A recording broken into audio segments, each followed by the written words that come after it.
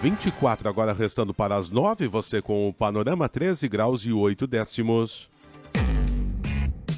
Bate-papo.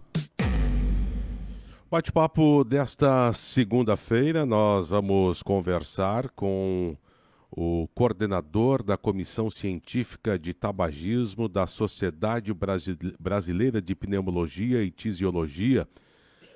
Conversar com o Dr. Paulo Corrêa, que está em contato conosco. Dr. Paulo, muito bom dia, satisfação em conversar contigo. Obrigado por nos atender aqui na Independente. Muito bom dia a você e aos ouvintes. É sempre um prazer atender a Independente, estamos às ordens. Obrigado por trazer esse tempo de relevância para os seus ouvintes. Bom, nós vamos falar sobre a questão que envolve os dispositivos eletrônicos, né, que estão, digamos assim, em moda que eu falo para que o ouvinte possa entender bem, né, que virou modismo, né, mas que tem grandes problemas, sérios problemas, e gostaria de saber, doutor Paulo, como a Sociedade Brasileira de Pneumologia está vendo a chegada destes dispositivos, né, que para muitos tem substituído o cigarro. A Sociedade Brasileira de Pneumologia e Tisiologia vê com grande preocupação esse processo que está acontecendo no Brasil, em que a Anvisa está...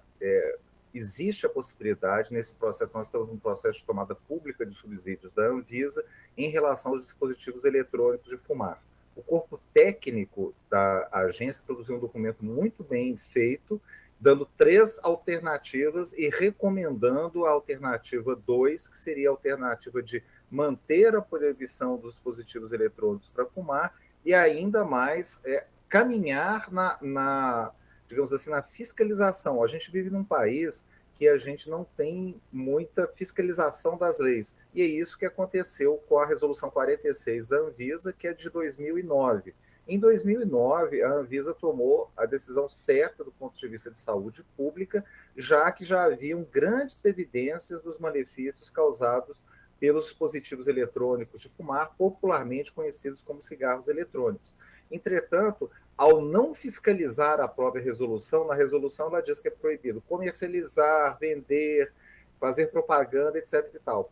Ao não fazer isso, ela deixou que uma nova epidemia de tabagismo, né, do uso da nicotina, atingisse o nosso país.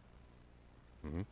Doutor Paulo, para aqueles que estão fazendo consumo destes dispositivos, né? Porque eu já ouvi de pessoas próximas, né, que estavam com esses, e popularmente, né, os vapers, digamos assim, são talvez os mais comuns, dizendo que estes não fazem tão mal à saúde como o cigarro normal. Queria que o senhor justamente explicasse isso, né? Do que ele é feito, o que contém nesses produtos, né, e os malefícios que eles fazem à saúde. Perfeito. Um outro aspecto que você toca com muita ponderação é que a proibição deveria ter vindo com medidas de educação, não é? Então, assim, a população deveria ter sido instruída, né, por quais são os malefícios. Então, para que os nossos ouvintes entendam bem, a gente didaticamente pode dividir os riscos dos cigarros eletrônicos nos riscos iguais a que o cigarro comum tem e que o cigarro eletrônico tem riscos específicos, particulares deles. O cigarro eletrônico ele tem um filamento e nesse filamento se depositam metais, níquel, latão, cobre e outros metais. Então, para que o usuário consiga acender e produzir aquele aerossol, então, assim, uma outra coisa que é importante é que a indústria se alimenta da desinformação. Então, todos nós já ouvimos, né, vimos em sites, blogs, redes sociais, o cigarro eletrônico não tem todas aquelas substâncias. O cigarro eletrônico é só vapor de água. Algumas pessoas dizem assim, o cigarro eletrônico não tem nicotina. Então, o que os pesquisadores viram? Muitas vezes existe, inclusive, propagandas dizendo que não tem nicotina, e sim, gente, tem nicotina, porque ninguém usa cigarro eletrônico, vapor, dispositivo eletrônico para fumar se não tiver nicotina. E aí eu dizia, os cigarros eletrônicos têm riscos próprios. Para esquentar o filamento, né, para aquecer o líquido, para produzir o vapor, esses metais vão junto no vapor, entre aspas, que é um termo inadequado, que não deve ser usado. A indústria tem usado isso para dizer que é só vapor de água, e não é. E vejam vocês, o nível de níquel é de 2 a 100 vezes maior no usuário de cigarros eletrônicos do que no cigarro convencional. O níquel é um carcinogênio, ou seja, uma substância que provoca câncer, grau 1 pela IARC, que é uma associação internacional que estuda substâncias que têm risco de câncer para os seres humanos. Então, o grau 1 é o grau máximo do IARC.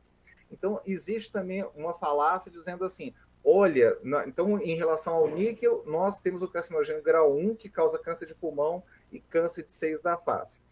Para produzir o aerossol também, eles usam duas substâncias, o propileno glicol e a glicerina vegetal. E vejam vocês, o propileno glicol, não haviam estudos feitos sobre a inalação de propileno glicol em humanos. Haviam poucos estudos, o último estudo era de 1989 e eram estudos em animais.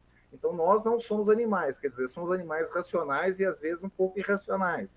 Mas não havia estudos de segurança. E aí eu pergunto para os ouvintes, por que a indústria usou propileno glicol para produzir a fumaça dos dispositivos eletrônicos para fumar? Muito simples, porque o propileno glicol é uma substância-chave também no cigarro convencional. O propileno glicol produz formaldeído e acetaldeído. O acetaldeído é uma substância que ajuda a nicotina a provocar a dependência no fumante. Então, a indústria cuidou para que tivesse uma substância companheira, o acetaldeído, para produzir essa dependência química.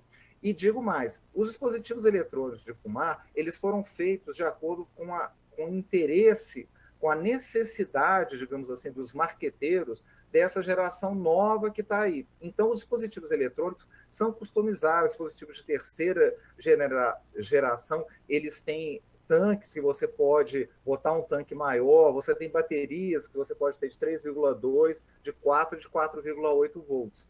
Se vocês olharem na internet, tem as Vape Fests, inclusive são em ambientes fechados, e o cigarro eletrônico tem sido usado como estratégia para burlar as campanhas, as leis de ambientes livres de fumo. Gente, o que acontece quando o usuário coloca o setting, né, em 4,8 volts da bateria? Ele aumenta a produção de formaldeído, que também é uma substância carcinógena, grau 1, pelo IARC, acetaldeído, acetona, que tem a ver com os problemas respiratórios. Então, os dispositivos eletrônicos de fumar são intencionalmente feitos para manter a nicotina, a substância companheira, o acetaldeído, mas, além disso, nós temos riscos, gente, específicos do vape. Já falei né, que é a inalação de metais. Para que vocês tenham uma ideia, o cobre, que também está presente no filamento, ele é inalado, ele vai para dentro do sistema enzimático da célula, que é a mitocôndria, ele já foi encontrado dentro da mitocôndria e já foi encontrado no núcleo da célula. Portanto, se é encontrado o núcleo da célula, nós vamos precisar de muitos anos para demonstrar, porque carcinogênese é um processo que é demorado, mas existe o potencial de ter um outro mecanismo causador de câncer aqui. Ainda um outro risco que a gente está alertando é sobre a EVALI. A EVALI, gente, é a doença respiratória aguda grave que é associada aos dispositivos eletrônicos para fumar. Vejam vocês que a EVALI foi eclipsada por causa da Covid, porque são doenças que se apresentam rigorosamente da mesma forma. A pessoa tem dispneia, tosse e falta de ar. A dispneia, nós pneumologistas chamamos de falta de ar, tosse e dor torácica, e aí ela vai procurar o serviço médico com essa falta de ar, vai fazer exames radiológicos, tomografia, raio-x de tórax, que vão apresentar infiltrados igualzinho àqueles que acontecem na Covid. A EVALI foi descrita em 2019 nos Estados Unidos, inclusive eu estava no Congresso Europeu com os pesquisadores americanos que descreveram no New England Journal of Medicine, uma revista importantíssima de medicina, estavam lá e eles começaram a apresentar a dificuldade que é estabelecer quais são as substâncias que estão relacionadas. Nossos métodos de análise, gente, apenas começam a identificar as substâncias químicas que estão presentes no cigarro eletrônico. Então, aquela história da indústria, aquele mito que não existem substâncias químicas, tem que ser desmentido. Os nossos métodos de análise atual permitem identificar 80 substâncias químicas diferentes, mas vou lembrá-los que com o cigarro convencional era assim também. Quando eu comecei minha carreira como estudante de medicina, se diziam que tinham 2.700 substâncias, depois 4.000, 4.700, 6.000, e hoje em dia a gente sabe que são mais de 9.000 substâncias químicas diferentes. Então, não acreditem no engodo da indústria, no mito que é só vapor de água. Não acreditem que tem cigarro bonzinho. E outra coisa, para os médicos, né? Cigarro eletrônico não é para parar de fumar. Ninguém para fumando e ninguém para vaporizando. E vamos abolir essa bobagem de vaporizar, que é produzir aerossol do mesmo jeito. O aerossol tem substâncias tóxicas, tem a velha nicotina e o acetaldeído de guerra, que tornam esse produto extremamente adictivo. Muito interessante as suas colocações e serve de alerta para a nossa população e queria me somar isso, e o doutor também lhe questionando, porque eles chegam com aromas, né?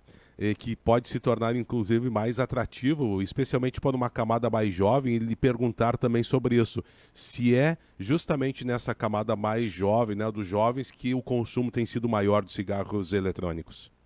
Perfeito. O cigarro eletrônico foi feito para ser appealing, né? Para ser atrativo para a geração nova. A gente tem pesquisas no Brasil mostrando tanto a PNS, Pesquisa Nacional de Saúde de 2019, quanto a PENSE, que é a Pesquisa Nacional de Saúde do Escolar, também de 2019, que mostram que a iniciação do jovem no Brasil está se processando com o cigarro eletrônico. Então, a iniciação com o cigarro eletrônico se processa entre 15 e 24 anos. Nessas pesquisas se viu que 70% das pessoas que fumam cigarro eletrônico estão nessa faixa etária. E os outros 30% estão na faixa de 25 a 39 anos de idade. O cigarro eletrônico foi desenhado para atrair essa geração. Ele tem um argumento que está muito prevalente na nossa sociedade, que a tecnologia resolve tudo. Então, é um dispositivo que é slim, que você acopla na USB do seu computador para poder carregar. Ele não fede, né, gente? Ele não tem monóxido de carbono, porque não tem queima do tabaco, né? Na realidade, o líquido é aquecido. Então, isso... E ainda, né, os sabores, né, para tornar aquele aroma agradável, a sensação da inalação. Outra coisa que a indústria fez, gente, foi com essa dupla propileno glicol e glicerina vegetal, a indústria estudou durante muito tempo. Tem um pesquisador americano que chama Jed Rose. O Jed Rose falava que nós médicos falhávamos em fazer um tratamento mais adequado do fumante, porque a gente não considerava as sensações que o fumar produzia. Né? Então, quando você inala, né, traga o cigarro, você tem essa sensação da fumaça, né, da temperatura da fumaça, e tem várias substâncias que dão o que eles chamam de throat heat. Então, quando a indústria colocou propileno glicol e glicerina vegetal, ela não colocou por outra razão a manter o throat heat que o cigarro convencional tinha. E ainda, a indústria conseguiu engenhar uma coisa. O cigarro Juul se tornou um grande sucesso nos Estados Unidos por causa de uma tecnologia que a indústria desenvolveu. Antigamente, né, vocês lembram, tem um filme The Insider, o Informante, que é a história do Jeffrey Epstein, um pesquisador que tornou aquele cigarro da caixa vermelha e branca da Philip Morris o cigarro mais vendido do mundo. Isso tinha a ver com a alcalinização do meio, né? O cigarro é uma base, quando você adiciona uma base ao meio, você libera mais nicotina para o fumante, ou seja, você faz uma freebase, assim como os usuários de cocaína, né, sabem que a freebase de cocaína é mais adictiva do que a cocaína normal. Então, o que eles fizeram? Quando os cigarros eletrônicos começaram, eles tentaram aumentar a quantidade de nicotina, mas a nicotina era alcalina, básica, e isso dava uma sensação de aspereza na garganta do fumante. O que a Juul fez? A Juul foi contra a corrente e usou o ácido benzoico, portanto, um sal ácido de nicotina. E aí, quando a Juul usou o ácido benzoico, um ácido, ela conseguiu aumentar a quantidade de nicotina nos pods, que são aqueles frasquinhos que os usuários colocam no cigarro eletrônico, sem produzir a sensação de aspereza na garganta. Para a indústria, quanto mais nicotina, melhor, porque é mais adictivo. Para que vocês tenham uma ideia, um pod, né, um frasquinho do cigarro Juul, equivale a 3 maços de cigarro. E o que aconteceu nos Estados Unidos? Outras indústrias, vocês sabem que tem aquela técnica de engenharia reversa, que o Juul detonou o mercado. O Juul virou o padrão do mercado para os jovens, e isso associado, logicamente, àquelas velhas campanhas que vocês sabem, né? Fazer festa, colocar pôster em Wall Street, né? E uma técnica nova que despontou, digamos assim, com a epidemia do cigarro eletrônico, que é o uso de influencers, né? Os influencers também têm uma característica importante no jovem adquirir esse hábito, né? O jovem quer participar de um grupo, quer participar daquela patota, como era a gíria antiga. Então, se tem um influencer que ele percebe mais ou menos com a mesma idade que ele, que aparece na rede social, que mostra aquele produto como um gadget tecnológico, que complementa o seu visual, que é charmoso, que não fede, ele vai usar aquele produto.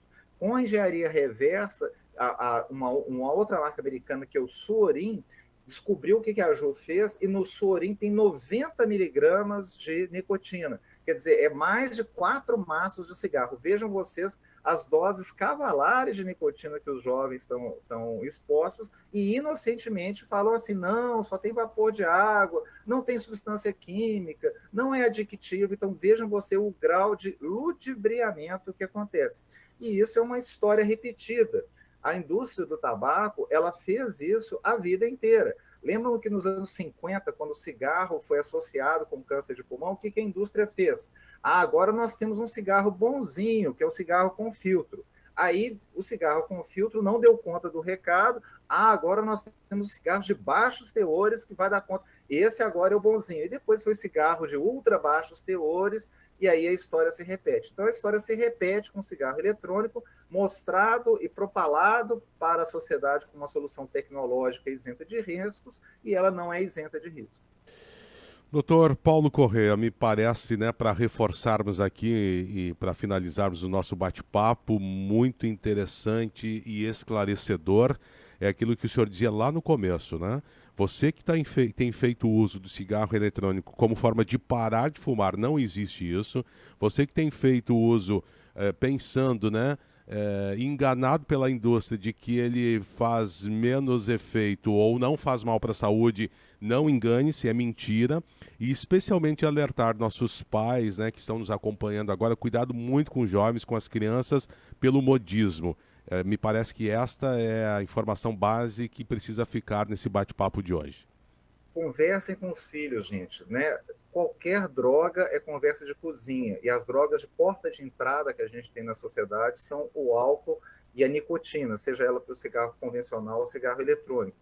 O FDA fez uma campanha, e o CDC fizeram uma campanha muito interessante nos Estados Unidos, estimulando os pais a verem as mochilas dos filhos. Né? Então, esses dispositivos, muitas vezes eletrônicos para fumar, os pais não os reconhecem como cigarros eletrônicos, eles acham que são pendrives. E, inclusive, tem uma campanha que mostra assim, a variedade desses dispositivos. Um outro aspecto é que o cigarro eletrônico quadruplica as chances da iniciação no cigarro convencional. E isso é uma grande preocupação. Por quê? Desde os anos 2000, a indústria estimula globalmente ao que a gente chama de poliuso de tabaco. Então vejam vocês, os jovens hoje em dia, eles fumam cigarro de palha com o argumento que o cigarro de palha é natural, entre aspas, e que é mais saudável. Então, assim, fuma cigarro de palha, fuma narguilé, fuma cigarro convencional e fuma cigarro eletrônico. A gente sabe que o poliuso de tabaco, né, o uso do cigarro eletrônico e convencional, ele aumenta o risco de várias doenças. Para as doenças cardiovasculares está muito bem estabelecido, já tem uma grande quantidade de estudos. Um outro aspecto sobre o risco cardiovascular dos cigarros eletrônicos é que, como eles produzem um aerossol, no aerossol nós temos partículas, né? Nós temos sólidos e líquidos. Né? E tem uma massa de partículas ultra finas que é muito grande nesses cigarros que tem muita nicotina, como o Juul e o Suorin. Essa massa de partículas ultrafinas, ela aumenta o risco cardiovascular de uma forma muito importante. Então, veja vocês estão inalando uma coisa que a indústria não sabia, que o propileno glicol, né, assim, a segurança não é a preocupação do usuário, a preocupação é como que eu consigo entregar throat hit, né, aquela sensação na garganta, e bastante nicotina para o usuário. E vejam a magnitude dos riscos. Então, quando você está fumando os dois, você está multiplicando os seus riscos. Né? Você tem o risco do cigarro convencional e o risco do cigarro eletrônico, que não é banal, como a gente disse. Nós temos os mesmos riscos do outro, os riscos específicos associados aos metais, a EVALI, por exemplo, e ainda esse risco combinado quando você utiliza os dois. Então, a mensagem aqui, gente, procure o médico, parar de fumar é uma coisa que geralmente não é fácil, mas o profissional de saúde preparado vai te ajudar. Em média, são necessárias 5 a 7 tentativas para o paciente parar de fumar. Se você não parou na primeira, não desista. Volte no seu médico, vocês vão sentar juntos, vão fazer um novo plano, uma nova data, ver o que falhou na tentativa anterior e construir juntos uma vida com mais saúde, com mais qualidade de vida, porque o cigarro convencional, o cigarro eletrônico, subtraem isso, a qualidade da nossa vida e a quantidade de vida. Doutor Paulo, muito obrigado por nos atender. Foi uma satisfação conversar contigo, certamente de muita utilidade para a nossa audiência. Estamos sempre à disposição. Grato aí, uma ótima semana. Muito obrigado, eu que agradeço o espaço, a conversa agradável, espero que tenha sido esclarecedora e estou às ordens sempre que vocês quiserem da Rádio Dependência. Muito obrigado, um bom dia a todos e a todas. Um bom dia. Dr. Paulo Corrêa, ele é o coordenador da Comissão Científica de Tabagismo da